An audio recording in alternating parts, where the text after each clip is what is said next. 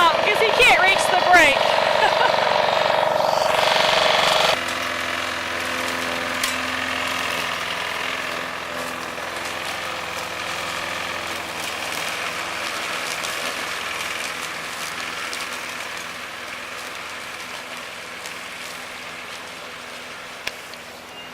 I am so glad my kids are getting older to help me with the yard work. For so many years I've cut grass by myself, and since we've moved here there is a buttload of yard work to do. So, and now that Zach, he pushes the lawnmower. This is his first time riding the lawnmower. I won't let him cut with the riding lawnmower yet because he can't stop and it just makes me nervous. But he does do the push more.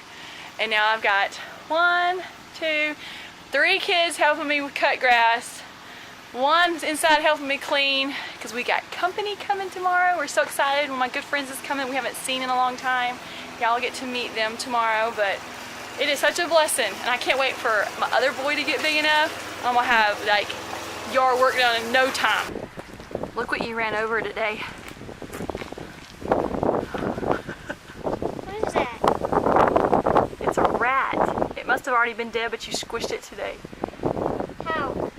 Look how gross that is. I didn't. Did I scratch it? I mean, did one over Look at the teeth. Oh, I can't get to focus. There we go. Oh, not out of focus again. Go on, Doug. What did I run over it with? There's flies on it. I guess you ran over with the lawnmower. I did not go this way. It was in the backyard. Was it there? It was already dead, but you squished a rat.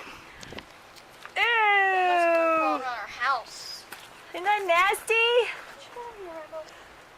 By the way, I already saw that when I was going. Did you run over on purpose?